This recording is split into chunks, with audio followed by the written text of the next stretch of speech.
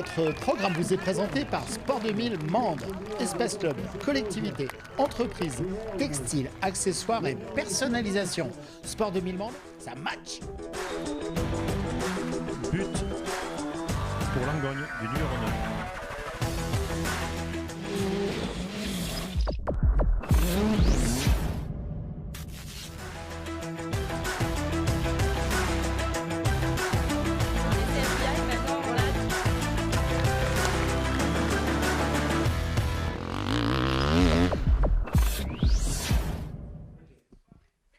Bonjour à tous, bienvenue sur KWZ-TV Lozère, votre chaîne lozérienne. Et là, il va y avoir du sport, et en l'occurrence du gros sport, avec un monument du sport français. Mais ça, c'est Martin qui va nous le résumer, parce que je vais vous présenter nos invités. Après, ils vont passer la parole les uns aux autres.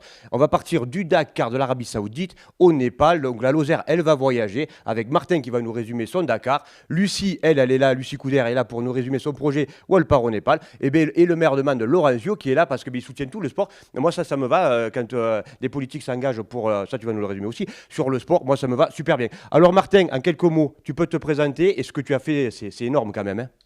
Ouais, donc Martin Bonnet, 34 ans aujourd'hui. Bon anniversaire. Voilà. Bon anniversaire.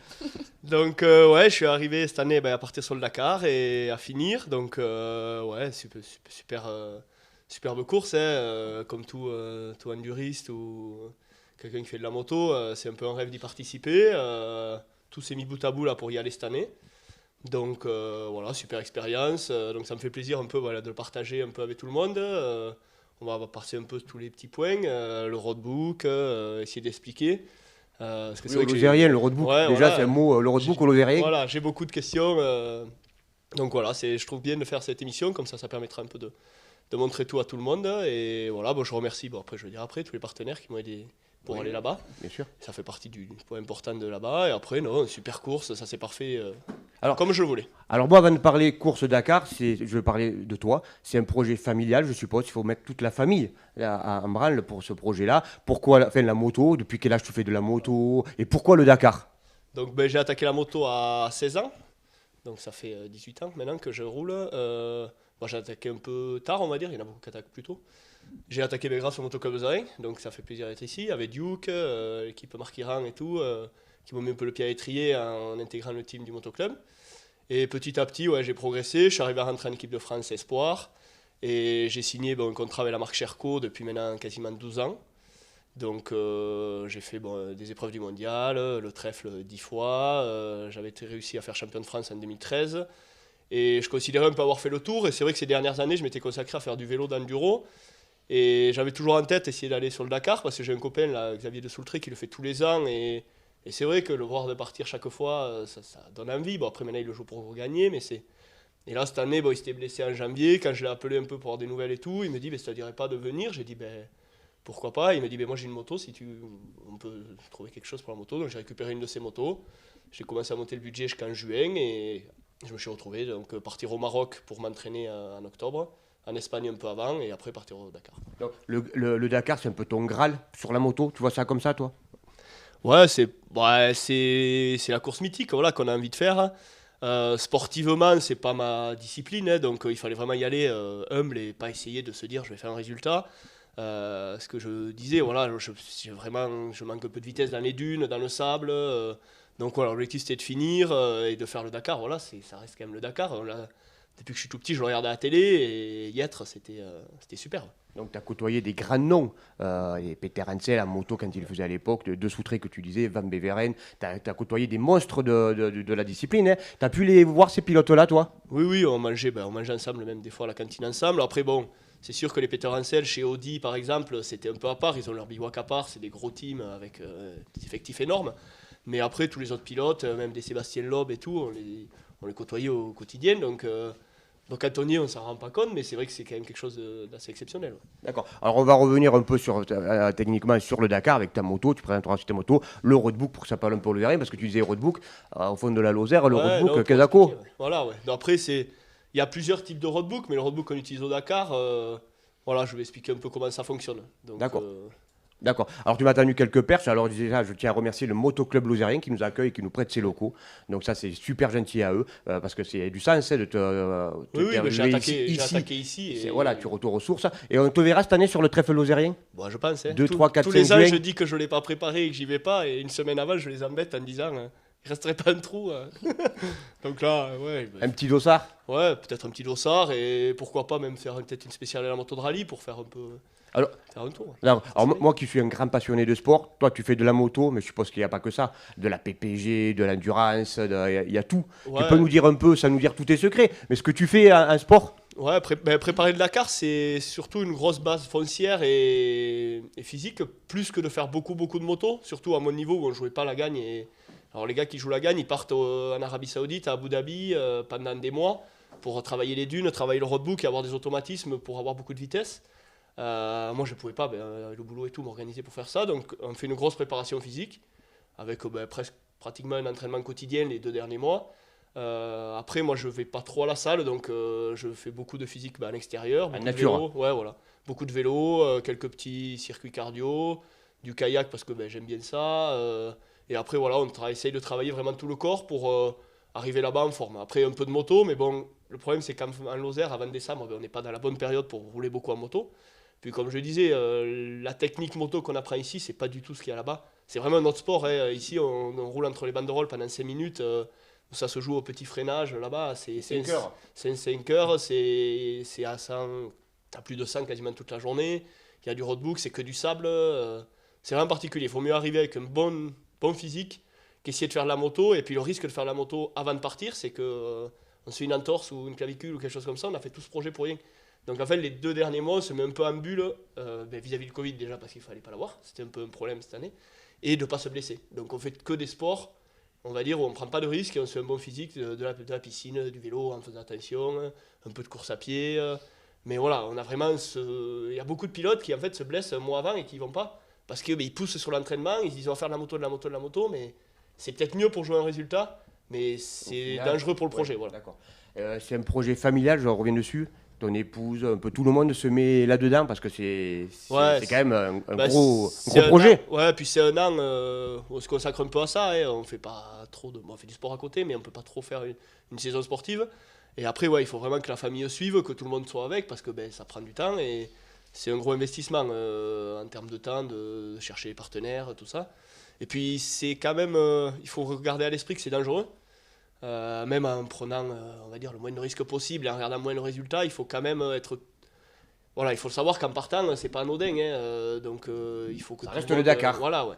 Donc ça va à des vitesses très importantes, on n'est pas en voiture donc il n'y a aucune protection, donc voilà, il faut vraiment que tout le monde soit dans cet esprit et il faut que toute la famille veuille qu'on y parte, sinon je trouve qu'il n'y a pas d'intérêt d'y partir. Voilà. Oui, d'accord. Il n'y a pas de protection. On vient tout à l'heure, on va passer la parole un peu à Laurent. Sur la protection, tu nous expliqueras ton airbag. Hein, c'est spectaculaire. J'expliquerai les modifs qu'il y a par rapport à de l'enduro standard, qu'on va dire, tout ce qu'il faut de la moto en Lozère connaissent.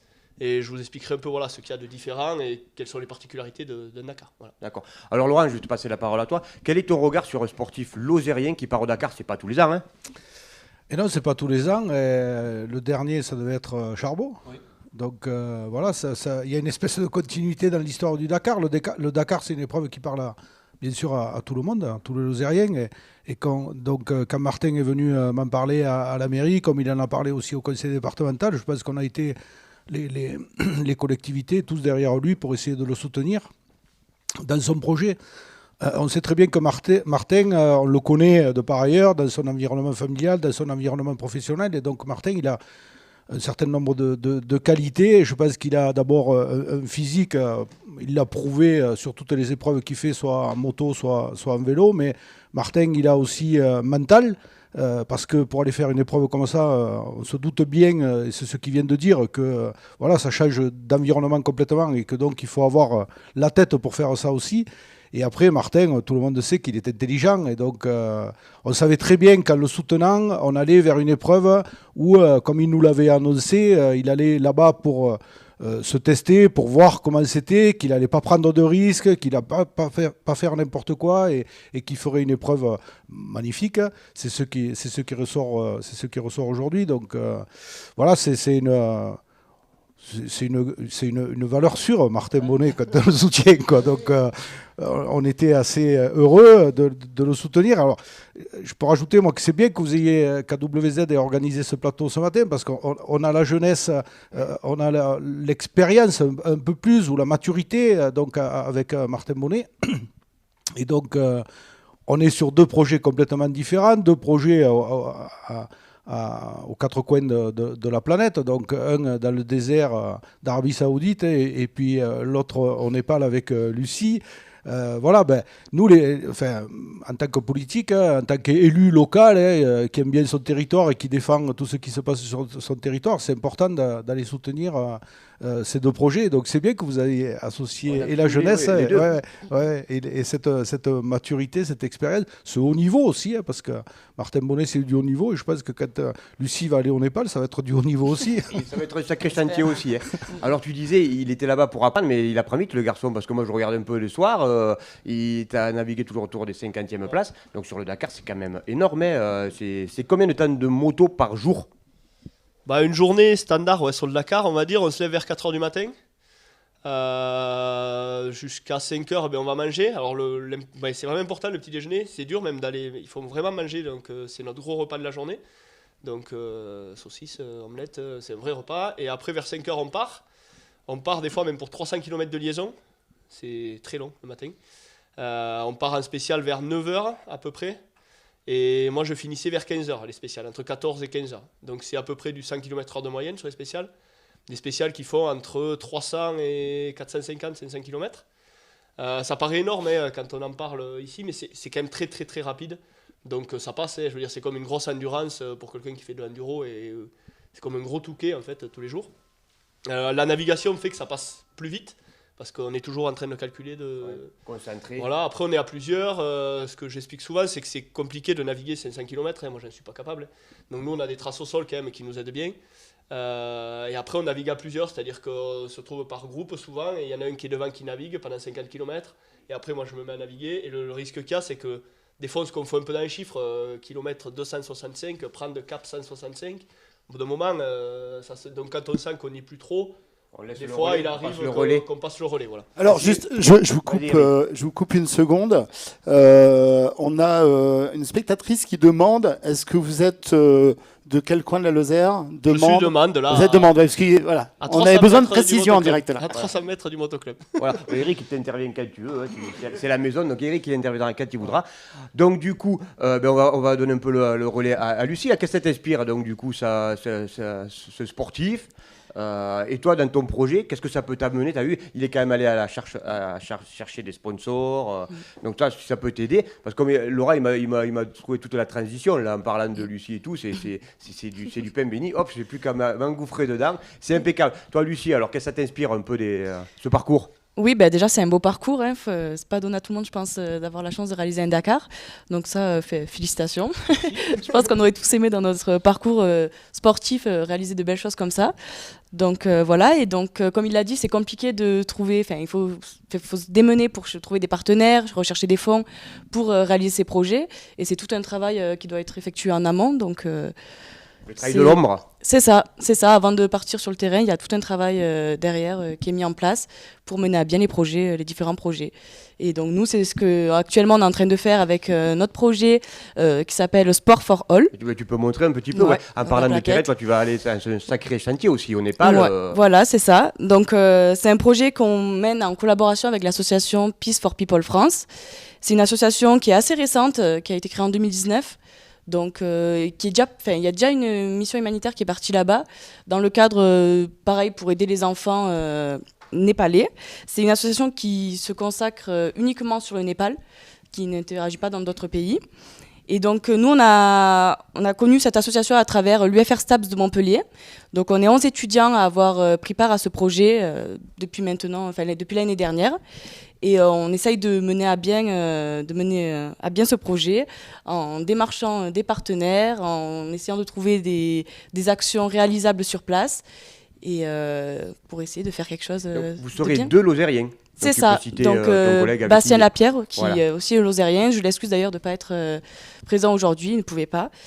Et voilà, donc on est 2 Lozériens Et donc le but final au Népal, c'est de faire du sport à des enfants? C'est ça. Donc on a 4 missions à effectuer sur place. Donc ça sera de promouvoir l'activité physique parce que les bienfaits de l'activité physique sont en train d'être mis en lumière de plus en plus, voilà, c'est ça.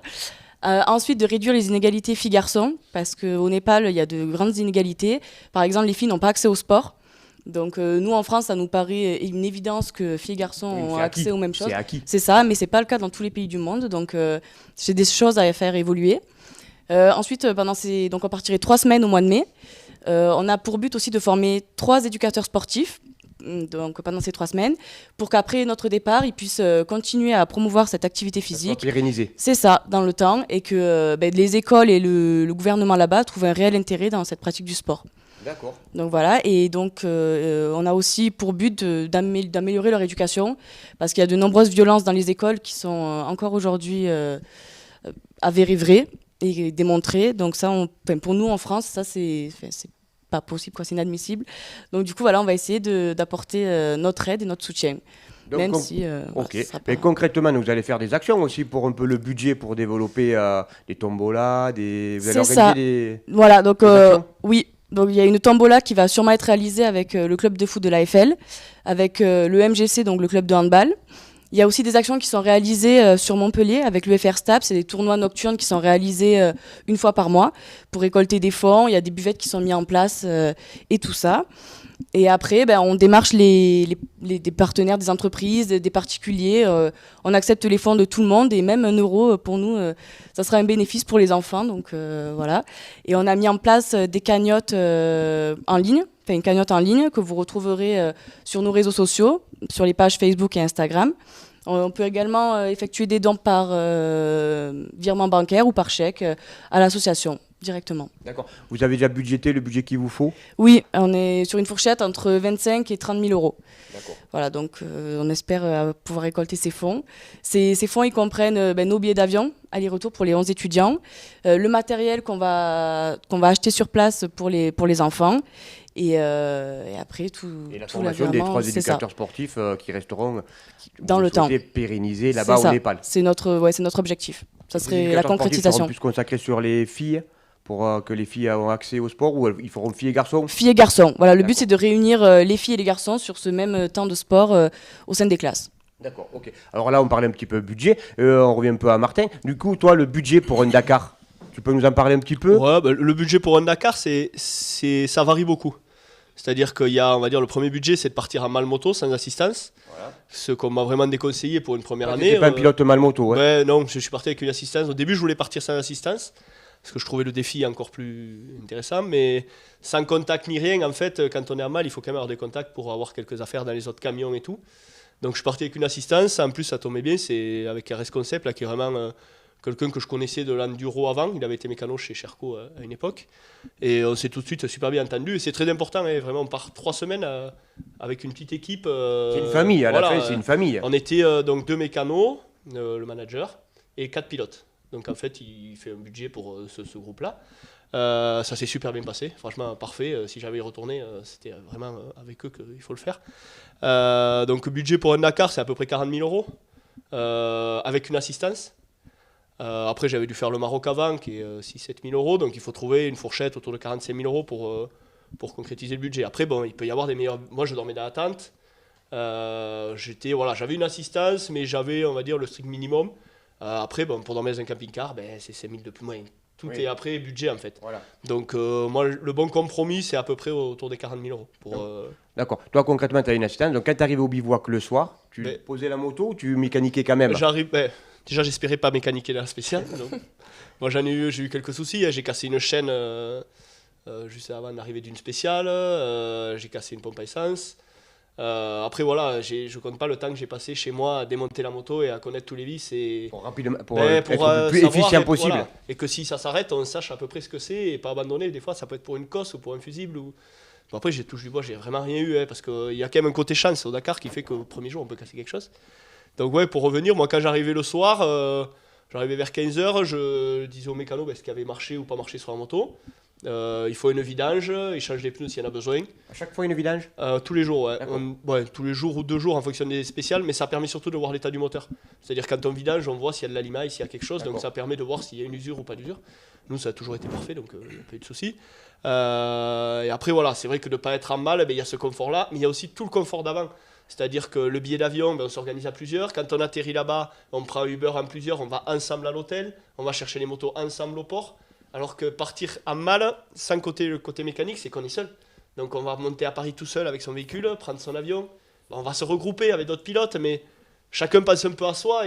Alors que là, on était une équipe, donc ça rajoute un confort énorme. Je veux dire, de décharger la moto, d'aller rechercher les affaires. Je veux dire, en mal, c'est vraiment une aventure solitaire presque. Alors que là, c'était vraiment une aventure à plusieurs et c'était plus agréable. Ouais, ça fait aussi du lien. Ouais, donc voilà, c'est bien. c'est plus de budget, un peu plus de budget. Mais pour un premier Dakar, si on veut en profiter, je pense que j'en aurais pas autant profité si j'avais pas eu une assistance. Ouais. D'accord. Parce que ça Alors, enlève tout le stress. Si vous permettez, vous aviez des supporters qui étaient à fond. Et parmi les premiers supporters, honnêtement, il y avait Laurencio. C'était une C'est vrai. évidence pour la ville de Mende et pour vous de soutenir justement une action comme ça.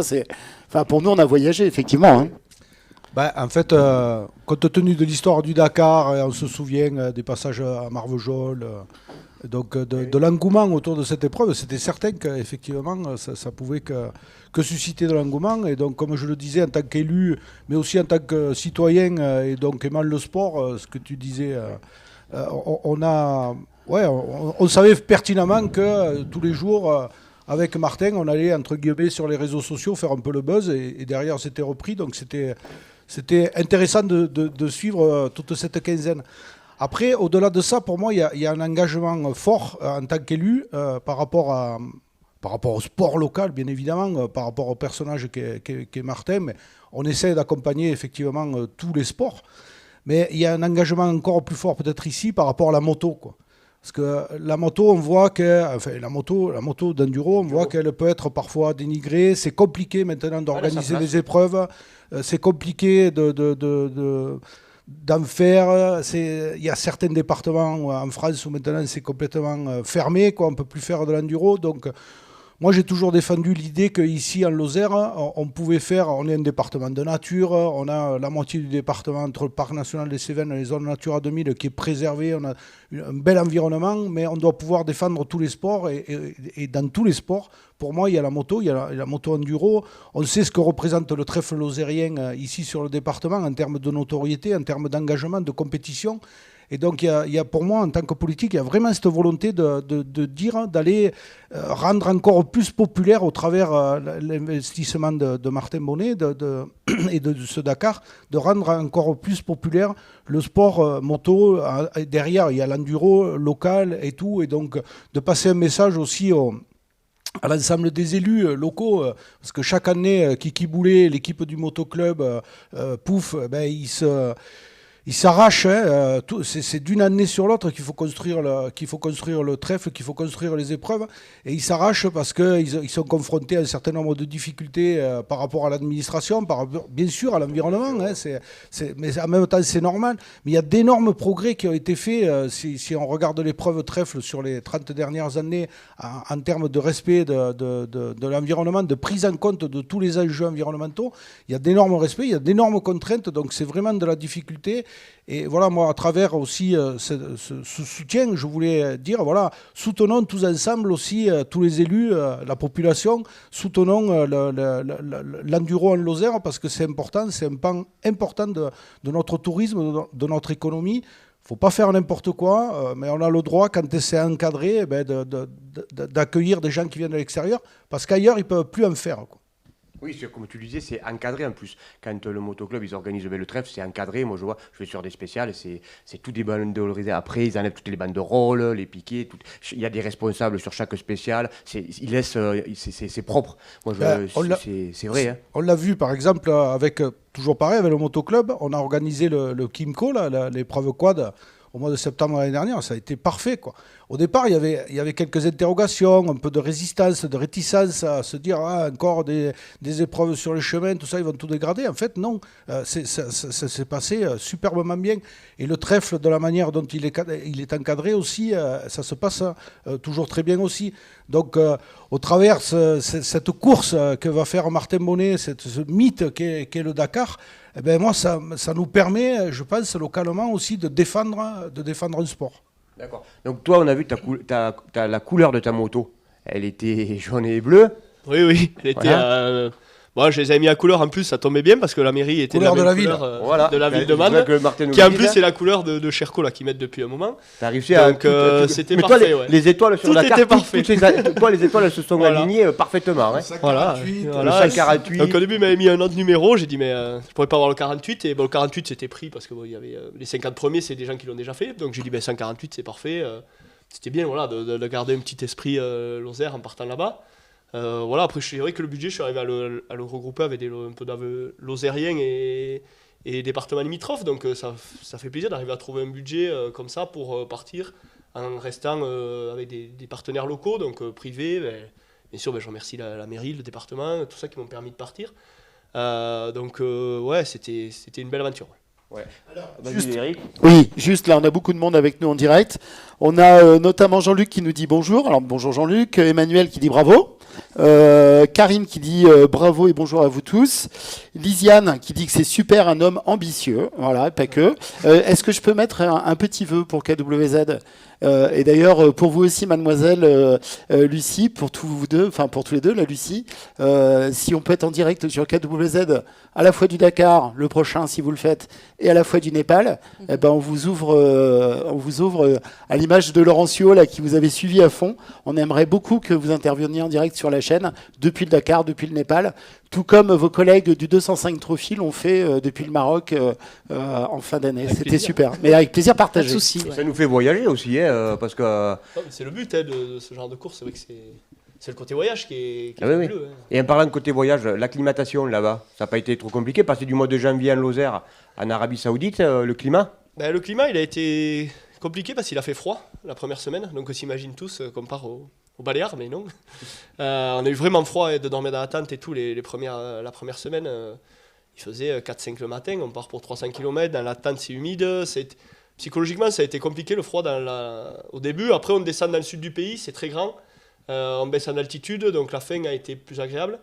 Le décalage horaire est que de 3 heures, mais vu qu'on se couche tôt, puis on est fatigué, donc on dort, mais on dort pas très bien parce qu'au milieu d'un bivouac avec 200 groupes électrogènes et des gens qui essayent des moteurs toute la nuit dans une tente, c'est pas non plus des grandes nuits. Ça fait un peu Mais brouillard. donc on dort quand on peut dormir. Après, ouais, l'acclimatation s'est bien passée. Après, c'est ce que je disais, même quand j'étais allé au Maroc, ce qui est dur, c'est qu'on maîtrise pas l'environnement. C'est-à-dire qu'ici, quand je roule dans les chemins, je sais comment anticiper une racine, quelque chose comme ça. Là-bas, les herbes à chameau, qui est le gros risque en fait sur ce genre de course, on ne sait pas dire si elle va être dangereuse ou pas dangereuse. Donc moi, je ralentissais à beaucoup de choses où il y a moins de danger. Et ce qui est vraiment dur, l'acclimatation en termes de pilotage, c'est les dunes. Moi, c'est là où j'ai perdu du temps, on va dire, je passais.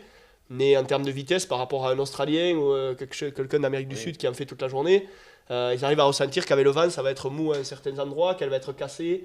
Et ils prennent les bonnes trajectoires, alors que moi, j'ai tiré beaucoup des caps et je perdais du temps dans les dunes. Ouais. Et ça, cette acclimatation, pour l'avoir, il faut s'entraîner. C'est peut-être Oui. l'occasion, Seb, de montrer le. On, Vous expliquez un on peu va, comment on va- ça on va- fonctionne on va y aller, sur Jean-Luc, mais juste encore deux, trois, l'image ouais, complète. juste encore deux, trois Ouais. questions. Toi, tu es jamais tombé. Je suis jamais tombé de la course. Ah, c'est Donc, impressionnant parce qu'à peu près tous les pilotes, bon, ça se fait mal, mais tombent ou des petites chutes. Et toi, tu as réussi Après, à ouais, vraiment à. Ouais, c'était l'objectif. Moi. Le problème, c'est qu'on roule vraiment vite.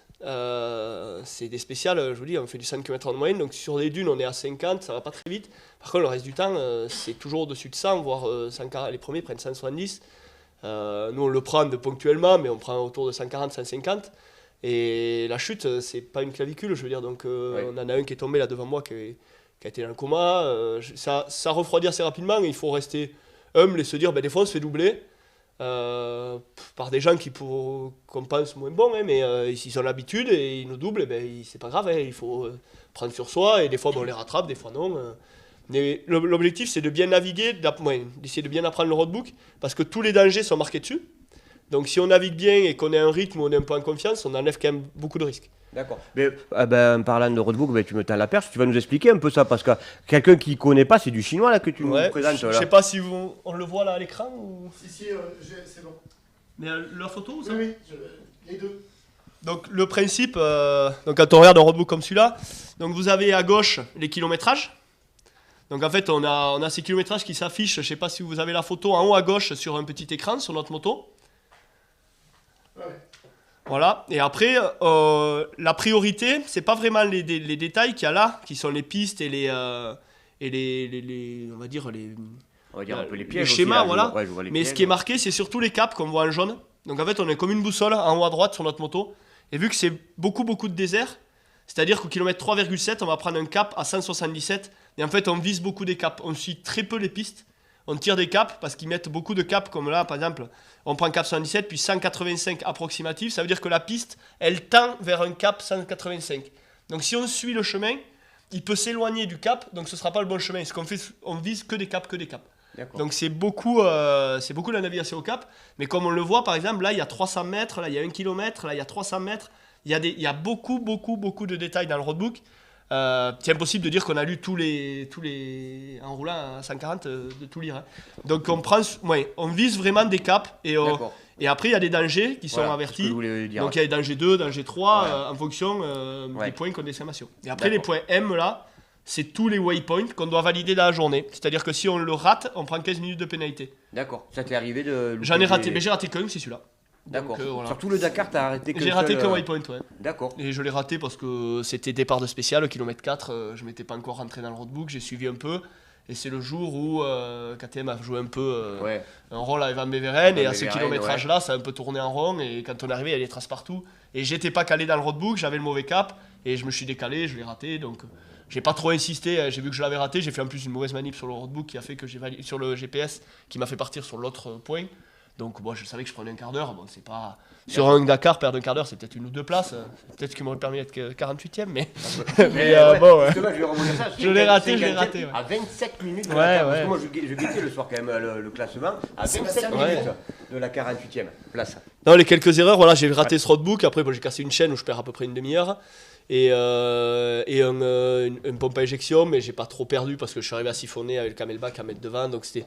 Voilà, il y a un peu de débrouille et il y a un peu de chance, parce que la chaîne, j'aurais cassé 2 km avant, aussi bien j'abandonnais. J'ai cassé, il y avait quelqu'un à côté, on a trouvé une solution. Donc, Ok, et ton roadbook, ton dérouleur, jamais de problème? Parce qu'on a vu qu'il y avait des pilotes que le roadbook tombe en rade et tout. Ce qu'on fait, on le voit là, j'avais envoyé une photo là. Voilà, là en fait, quand on arrive au refueling ou n'importe quand qu'on puisse s'arrêter, l'objectif c'est de dérouler et d'enlever tout ce qu'on a déjà rembobiné dans le roadbook, parce que des fois ça bourre dans le roadbook. D'accord. Donc ça on me l'avait dit, il me dit quitte à perdre 1 minute et partir en retard, il te faut vider ton roadbook parce qu'après il faut absolument faire. Voilà. Et après on peut le faire manuellement, il y a plein de petites astuces, mais c'est vrai que en partant, ça fait partie aussi des choses, c'est qu'avec assistance, toutes ces astuces entre mon collègue ils nous les disent le matin et normalement on n'a pas de problème. Mais si on part tout seul pour un premier Dakar, on va tout découvrir et ça va être vraiment compliqué. D'accord. Et avec tout ça, avec tout ça, tu arrives à voir quand même les paysages? Parce qu'il faut t'es focus. On nous dit c'était magnifique. Nous on voit un roadbook et une trace. Toi t'as vu des caps. Si, les moments où on prend du plaisir, c'est vraiment dans les dunes, parce que dans les dunes, par contre, on tire des caps, mais ils sont assez longs, parce qu'il ne peut pas nous faire aller chercher un point. Ouais. Donc des fois il y a 5 km, et 5 km vu qu'on va pas très vite, il y a des moments où en haut d'une dune, on perd peut-être 2 secondes, mais on regarde. Et les bons moments que j'ai eu, c'est un moment dans des grandes dunes, je me suis retrouvé à me faire rattraper parce que les voitures nous rattrapent sur 3-4 spéciales. On s'est fait rattraper, elles arrivent à arriver jusqu'au 25e quasiment. Et au milieu d'une grande dune, je me suis retrouvé avec Alatia et Lob à côté de moi. Et c'était des grandes dunes où ils n'allaient pas très vite, ils n'allaient pas beaucoup plus vite que moi. Et j'ai roulé à côté d'eux. Ça reste un beau souvenir, ça. Voilà, Alors, c'est des moments. Je prends juste la parole 1 seconde, 2 secondes. Un grand bonjour c'est très important pour KWZ aussi, à Christophe Paris qui est avec nous, qui dit bravo pour ce direct les gars. Et puis Paris, ça me fait penser à un autre de Paris, parce que KWZ est en train de se rapprocher aussi d'une autre chaîne qui est très connue sur la web TV. C'est la Place du Village, qui est une chaîne dans les Alpes, et on est en train de se rapprocher très fortement pour avoir des collaborations. Et justement, en parlant de se rapprocher très fortement, il me semble, Martin, qu'il y a un système de détection, parce que vous ne pouvez pas vous retourner pour savoir s'il y a des personnes qui vont vous doubler. Comment ça se passe, au juste ? Donc en fait sur la moto on a un buzzer. Il faut s'imaginer que ça buzz beaucoup. Bon, on le voit pas vous mais dès qu'on arrive sur des dangers 2 ça buzz. Dès qu'on arrive à des limitations de vitesse, par exemple c'est limité à 50 et qu'on arrive à 47, ça fait des bips qui se rapprochent pour pas nous faire dépasser les limitations de vitesse. Et quand les voitures nous rattrapent, elles appuient sur un système qui s'appelle le système Sentinelle, qui fait que sur la moto ça bip. Donc c'est un bip. Moi le premier coup je me suis fait doubler, je savais pas ce que c'était ce bip parce qu'on n'a pas l'habitude. Et dès on se retourne, bon, on comprend de suite ce que c'est. Et donc ils allument le Sentinelle. Alors il y a des pilotes qui sont plus cool que d'autres. Ça se passe bien. Qui préviennent bien avant et il y en a d'autres au dernier moment. Il y en a en fait, ils nous font pas trop sonner parce qu'ils ont peur qu'on fasse un écart quand ça sonne. Bon, ils disent ça. Et ils nous collent de près et c'est dangereux. Bon, moi je me faisais pas trop doubler, mais ceux de derrière, c'est toujours un peu les mêmes qui se rapprochent. Mais après, il y a dès que ça sonne, on perd pas beaucoup parce qu'on se décale. Eux, ils sont limités, je crois, à 170 ou 160, mais ils roulent toujours à 160. Donc nous, on est à 130. Et en fonction du vent, en fait, quand ils nous doublent, on se décale côté vent pour que la poussière... En fait, dès qu'ils nous doublent, par exemple, si je sais que le vent arrive de droite, je me décale à droite, comme ça, il me double, le vent, il se décale vers la gauche. Et j'arrive à rester pas trop loin de lui sans prendre le vent. Alors que si je suis à gauche, je prends tout dans la... Donc, et dès qu'ils se mettent à nous rattraper... Moi, ça m'est pas trop arrivé parce qu'il m'a rattrapé dans les 5-10 derniers kilomètres. Après, ça enchaîne par contre. Parce qu'ils arrivent tous les 4-5 minutes, il y en a un qui arrive. Bon, pas 4-5 minutes parce que nous on avance aussi, donc tout est un quart d'heure, il y en a un qui arrive. D'accord. Allez, on va rendre un peu la parole entre-temps à Lucie quand même, parce qu'elle est là. Toi, tu l'as appréhendé qu'il fallait te préparer aussi physiquement. Si vous allez faire des treks au Népal, tu as entendu sa préparation physique? Oui, je pense qu'il y a du boulot du coup. Non, tu le dis, hein. Non, oui, il va falloir qu'on se prépare physiquement. On en parlait d'ailleurs là tous ensemble. Comme quoi, ceux qui étaient sur Montpellier, il fallait qu'ils attaquent à monter le pic Saint-Loup régulièrement. Parce qu'on va être logé à 45 minutes des écoles. Et donc, il va falloir y aller à pied tous les matins. Et bon, pareil, avec l'altitude, tout ça, il va falloir avoir une bonne condition physique. Et pour éviter d'arriver aussi fatigué devant les enfants. Quoi. Ça serait... le village ou la ville où vous allez, vous savez déjà? Non, ça, on ne sait pas encore précisément. On va être sûrement dans une famille là-bas. Donc, on va être plongé au cœur de la culture népalaise. En plein cœur du Népal. C'est ça. D'accord. Dans le district de Dajing. D'accord. Ça, et l'altitude, à peu près, vous la connaissez ou pas encore? Non, ça dépendra de là où on sera pas tous dans la même famille. D'accord. Donc ça dépendra de où est-ce qu'on va être logé. D'accord, ok. Eh bien, c'est pas mal. Donc tu t'as vu c'est toi qui le dis, c'est pas moi qui avait du boulot, mais voilà, il faut se préparer correctement pour pas trop souffrir. C'est ça. Oui, mais elle est prête quand même. Oui. Parce qu'elle joue on va tendre la perche sur. Ben Laurent, t'as raison. Il tend la perche. Il y a le match de handball ce soir. Oui. Vous jouez à la Vernette. C'est ça. Les seniors garçons jouent à 18h30 et après nous, les seniors filles, on joue à 21h. Et contre Toulouse. D'accord. Et les garçons, je crois que c'est contre Bagnols.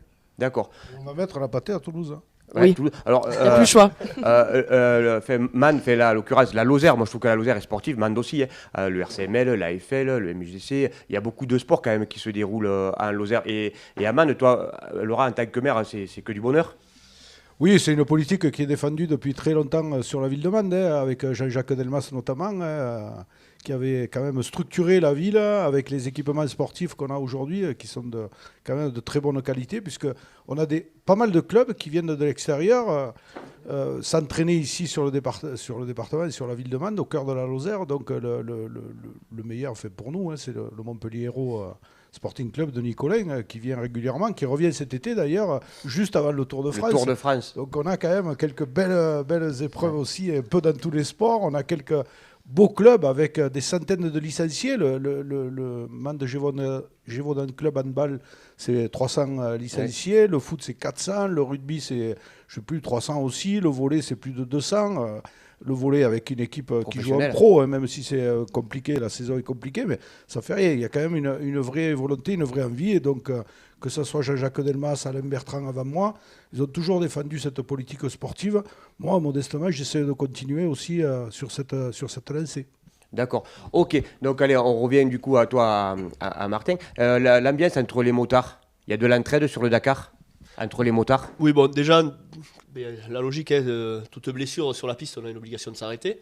C'est pareil, quand on parlait tout à l'heure de la technologie, il y a aussi un Iritrack qui s'appelle, qui permet d'appuyer, dire c'est un problème mécanique, je ne m'arrête pas, c'est un problème urgence, envoyer les hélicos, et on peut appeler, je crois que c'est même un standard à Paris qui envoie les hélicos. C'est une moto que tu as ou un ordinateur? Ouais, c'est un peu un ordinateur, il y en a partout des boutons. Ouais.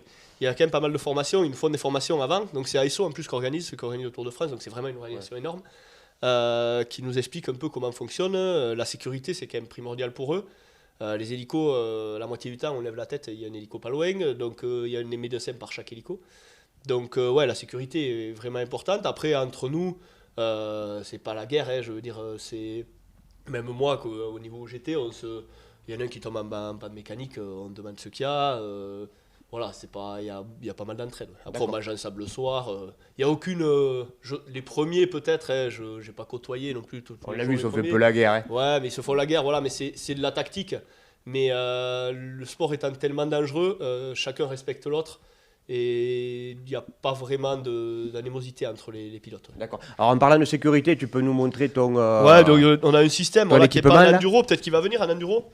Donc, c'est un airbag. Ça a été développé au début pour la routière. Ouais. Donc en fait, il y a un cerveau, c'est un algorithme qui est dedans. Et on développe, donc c'est obligatoire depuis 2 ans, je crois, l'an dernier, déjà c'est obligatoire sur le Dakar. Donc ils servent un peu du Dakar pour faire du développement sur ce système. Et ça sert aussi à ça. Ouais, ça sert à développer autre mesure. Par exemple, chez Audi, ils développent un hybride avec... le Dakar sert beaucoup de développement sur les voitures, sur les motos et sur ces systèmes de protection. Donc on a des algorithmes, moi par exemple là j'avais un algorithme un peu plus poussé qui permet de ne pas gonfler au moindre saut ou au moindre... voilà, donc, et ça c'est vrai que ce système il tend vraiment à se développer, ça permet en fait de ne pas avoir quelque chose de dur sur soi et qui gonfle et qui absorbe un peu le choc, surtout pour tout ce qui est traumatisme au niveau du ventre et choses comme ça, donc ça gonfle et ça dégonfle. Donc, ouais, vas-y. Donc j'avais gonflé, cette année j'ai pas gonflé au Dakar parce que je suis arrivé à avoir cet algorithme qui est l'algorithme des pros et qui charge plus tard. J'avais gonflé une fois au Maroc, ça gonfle. T'es souvenu. Et puis en plus j'ai pas su le dégonfler donc j'ai fait 80 km. Ça là. Un peu coincé. Donc, un peu coincé dans le système. Donc maintenant ils ont mis un système, au bout de 2 minutes ça se redégonfle. Mais j'ai eu la chance de ne pas en profiter, mais ça marche bien, c'est du bon système. Ça, c'est quelque chose qu'on voit déjà ou qu'on va voir pour un pilote par exemple qui veut faire de l'enduro en Lozère, là, dans les chemins. Ça existe ça ou pas là pour le moment, par exemple, celui-là, moi je vais essayer de l'utiliser un peu pour faire l'enduro parce que c'est vrai que c'est une bonne protection. C'est ça qui organe de sécurité. Après, voilà, il faut arriver à trouver. Le problème, c'est ce logiciel et à trouver le bon système pour que dans une spéciale, on prend un genet et ça tape, ça gonfle pas. Donc là, en fait, il y a beaucoup de pilotes, les pilotes pros, qui roulent avec tout le temps, en cross, en tout. Pour développer, donc ils font des relevés de données tout le temps, et ils développent le bon algorithme pour trouver le bon niveau. Il ne faut pas que ça gonfle trop tôt, mais il ne faut pas que ça gonfle non plus trop tard. D'accord, ok. Sur le Dakar, tu as une spéciale qui t'a marqué le plus ou pas? Une spéciale vraiment référence? Ouais. Malheureusement, c'est celle où je suis le moins bon, celle qui m'a le plus marqué, c'est celle où il y avait les grandes dunes. Hein. Quand on arrive dans des dunes qui font presque la taille du Cos de Mande, c'est... Ouais, on est comme des... Ouais, moi qui ne l'ai jamais vu, alors les autres ils ont l'habitude, ça les choque pas plus, moi j'étais comme un enfant un peu. Après le problème que j'avais c'est que, comme je dis, c'est toujours des caps, mais pour aller d'un point A à un point B dans des grandes dunes, les bons ils ont le bon système et ils vont aller chercher une petite vallée, ils vont recoller. Et moi des fois bêtement, je tirais mon cap en me disant c'est la sécurité, le problème c'est que c'était mou et je montais en haut d'une dune et je les voyais passer en bas, donc c'est... Martin, c'est la dune Gélabert, non? Ouais, voilà, un peu, ouais. Donc on monte et des fois ça passait pas, on fait un peu demi-tour, on va rechercher la vallée, mais... On se décale dans les caps. Quand on n'a pas d'expérience, c'est là où des fois on perd un peu de temps. Et les autres, c'est vrai qu'ils ont plus de technique, ils savent le faire. Mais ouais, c'était les bons moments là, quand on est rentré dans ces grandes dunes. Puis on s'est retrouvés en plus entre collègues là. Parce qu'il y avait Romain Leloup, Bertrand Gavard, des gars qui étaient de mon équipe et que je connais en plus depuis un moment l'enduro. Et des fois au milieu des dunes, hop, je me retournais, je le voyais arriver. J'ai dit, c'était agréable de rouler des gens qu'on connaît parce que on se regarde, des fois on se levait la main, l'air de dire c'est magnifique. Ouais, on se regarde, voilà, c'est des bons moments. Ok, donc toi, physiquement, ton retour ici en France, après 8400 km de moto, quasiment 9000 km de moto, tout va bien? Ouais, usé. Un peu usé, ouais. Après, j'ai eu la malchance, 2 jours après, j'ai attrapé le Covid et j'étais bien malade. Donc, est-ce que ça vient de la fatigue de là-bas? Et musculairement? Musculairement, non, franchement, parfait. J'avais vraiment bien fait les jambes, mais c'est important d'avoir... Il faut pas s'imaginer qu'on fait que des bras. En fait, si on a des bonnes jambes, ça permet d'amortir quasiment tout et d'éviter un peu les gros chocs. J'ai eu des courbes, j'ai eu un peu mal aux épaules parce que ça tirait et au bout d'un moment j'avais un peu des contractures. Mais après, vu que j'ai eu la chance d'arriver toujours à 15h et d'aller faire 1 heure de kiné quasiment tous les jours. Donc dès que j'avais une douleur quelque part, je faisais du kiné et ça... Il valait mieux prévenir que guérir. Ouais. Après j'ai eu une grosse otite et après on voulait pas trop aller voir les médecins parce que moi j'ai un dans mon équipe là, Bertrand, qui un jour il a été malade un soir et il allait voir les médecins, ils l'ont testé positif Covid, il restait 4 jours, ils l'ont mis dans un bus, ils l'ont renvoyé. D'accord. Donc en fait, Ouais, un peu la crainte du coup c'est pas méchant, c'est méchant pour les autres, hein, parce que mais bon, on voulait pas aller au médecin parce que si on nous testait positif, ils nous renvoyaient en France. Donc nous on a eu le malheur dans l'équipe d'avoir quelqu'un qui a été positif et qui a 4 jours avant l'arrivée s'est retrouvé dans un bus, ils l'ont renvoyé à Jeddah, ils l'ont enfermé dans un hôtel jusqu'à qu'il soit négatif et ils lui ont dit après on te renverra en France. Donc d'avoir fait tout ça et de donc bon après moi j'ai pas été malade, hein, je me suis testé après en rentrant, j'étais négatif, mais on avait tous un peu peur de ça. Et c'est vrai que ça rajoutait une pression qui d'habitude n'y est pas de ce Covid, parce que c'est comme en France, comme partout. Hein, il y a eu ça, il y a eu un peu des pressions politiques avec le Koweït où il y a eu quelques petits attentats. Je veux dire, il y a eu une ambiance à un moment qui était un peu compliquée. Un peu pesante. Ouais, un peu pesante. Ouais. Entre le D'accord. Covid, ça a enlevé un peu le côté sportif et tous les gens regardaient sur les réseaux sociaux. Ouais, le ministre des Affaires étrangères, il a dit que. Ouais, D'accord. Nous, moi j'ai essayé de rester éloigné à Oui. ça. Hein. Donc, Après, c'est même les réseaux, là, j'ai eu beaucoup de messages et tout. Et quand on est là-bas, il faut s'obliger un peu à arrêter oui. le téléphone. Toi, tu es focus sur ta course. Je faisais une publication tous les soirs. Et après, on éteint parce que c'est très chronophage de faire du téléphone. Et il y en avait, ils passaient tout leur repas à faire du téléphone. Et ça enlève du. Ouais, on est là-bas, donc si on passe tout notre temps à répondre, ça enlève tout le plaisir de dire d'être là-bas. Donc, c'était pas que. Il y en a peut-être, c'est avec ça. Je ne pouvais pas répondre. Hein, je veux dire, on restait dans notre bulle. Je menais un petit truc tous les soirs pour dire comment ça allait pas. Et moi, j'ai essayé de le laisser un peu de côté le téléphone. D'accord. Alors, nous, en Lozère, le climat, il est plus calme. Tu vas voir. Est-ce que les gens peuvent te voir sur le trèfle lozérien cette année, le 2, 3, 4, 5 juin 2022 ? Est-ce que les gens vont te voir sur le trèfle lozérien ? Oui. Tu nous l'annonces, tu vas faire. Tous les ans, je le fais. Tous les ans, je dis que je n'y roulerai pas, mais après, je roule. Chaque année, ça démange et ça gratte. Il faut venir faire le trèfle. Ouais, c'est compliqué de ne pas faire le trèfle. On est en amende et tout. Donc, si les gens veulent venir te voir, te rencontrer, parler Dakar ou autre chose, avec grand plaisir. Cette année, tu seras de nouveau sur le trèfle. Je pense.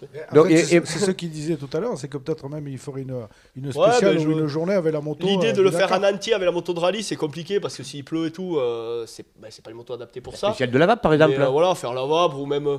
Peut-être même pas faire le trèfle en compétition et faire les routes et faire les spéciales avec la moto de rallye, ce serait sympa. Voilà. Ça dépend si j'ai eu le temps de m'entraîner ou pas, parce qu'y aller, si j'ai pas du tout roulé. Mais bon, je vais rouler, je vois pas pourquoi. Tous les ans, je roulais. donc, ouais, on va voir. Ouais, d'accord, ok. Lucie, si tu as quelque chose à rajouter donc pour ton projet, on l'a compris, au Népal au mois de mai. C'est ça. Le but final, recruter 3 éducateurs sportifs là-bas. Ouais, on compte sur vous et voilà, on espère que ce projet viendra à bout. Donc il va y avoir des tombolas organisés avant les matchs. Oui, voilà. Et que à Mende, les tombolas où vous allez un peu. Et sur Montpellier aussi. Il y aura il y aura des actions qui seront mises en place. D'accord, ok. Et les dates précises, mois de mai ? On ne le sait pas encore. Là, on va prendre nos billets d'avion très prochainement. Donc, ça sera précisé. Mais ça serait normalement les 3 premières semaines de mai. D'accord. Eh bien, si tu as quelque chose à rajouter, vas-y, c'est le moment. Donc, voilà, on compte sur vous. N'hésitez pas à suivre nos pages. En ce moment, on publie pas mal de publications pour présenter le projet et le faire découvrir à tout le monde. Et après, quand on sera au Népal, on n'hésitera pas à vous faire partager. Rappelez-nous les pages. Elles s'appellent comment ? KSS Népala sur Facebook et Instagram. Et je vous mettrai en commentaire toutes les adresses nécessaires pour nous suivre. D'accord. Et puis si on veut te rencontrer, n'oublie pas le MGC. Il joue ce aussi. soir. Elle est venue avec des copines, là. On ne le dit pas, mais elle est venue avec des copines là qui sont pas loin. Qui me soutiennent elles sont toujours. juste derrière. Donc ce soir, le MGC joue à 21h contre Toulouse. C'est ça. Donc si vous êtes un entrepreneur ou un sponsor potentiel, ou même des gens qui veulent venir discuter de votre projet, qui ont des affinités avec le Népal, ils peuvent venir aussi vous rencontrer par ce biais-là, le MGC Handball à Mende. Oui, il n'y a pas de souci. Ça sera avec grand plaisir. Voilà. Laurent, toi alors maintenant, le mot de la fin pour toi. C'est dynamique, Mende et la Lozère pour le sport. Hein. Ben oui, c'est dynamique. Et donc, je voulais dire à Lucie que j'espère qu'elle nous enverra quelques photos du Népal et on fera suivre aux Lozériens, à tous ceux qui nous suivent, effectivement, cette belle aventure au Népal.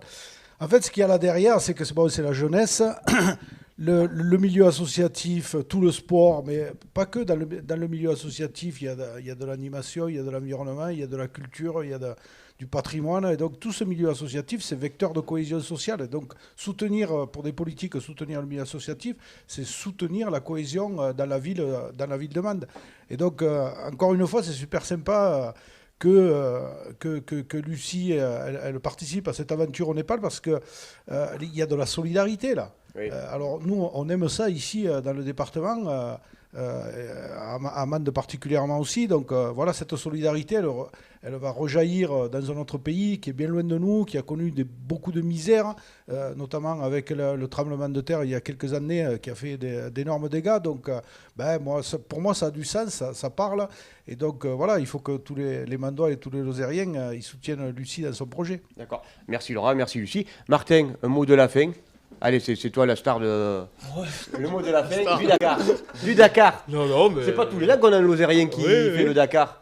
Ouais, vraiment super expérience. Qui retournera Pour le moment, je sais pas. Je calmé là, t'as ta dose. Non, mais c'est quand même c'est une grosse organisation. Après, s'il me dirait que ce serait dans un autre pays, carrément quelque chose de différent, je pense que j'hésiterais pas à repartir. Après, pour le moment, je sais pas.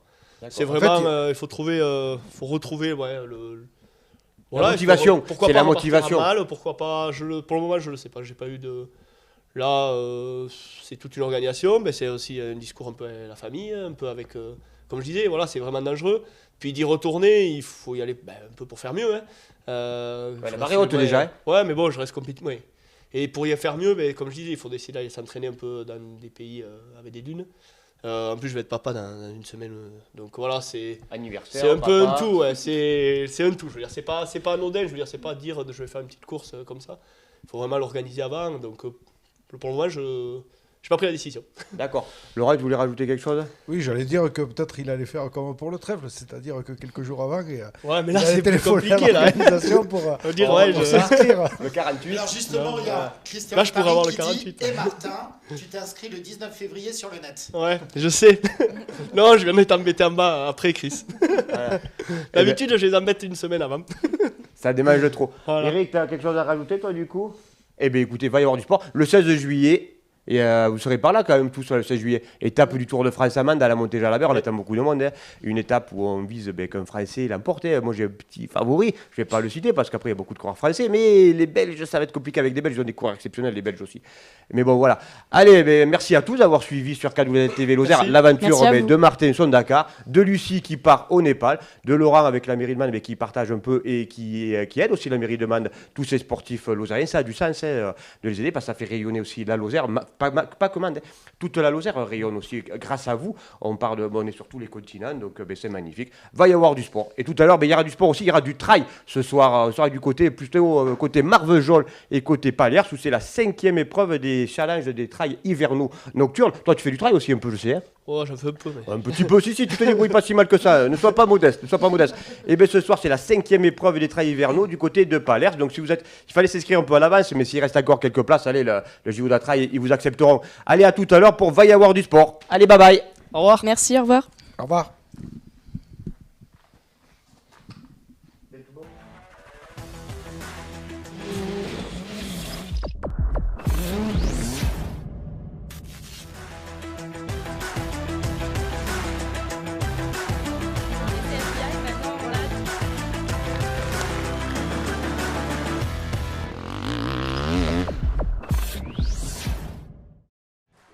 Sport 2000 Mende, ça match.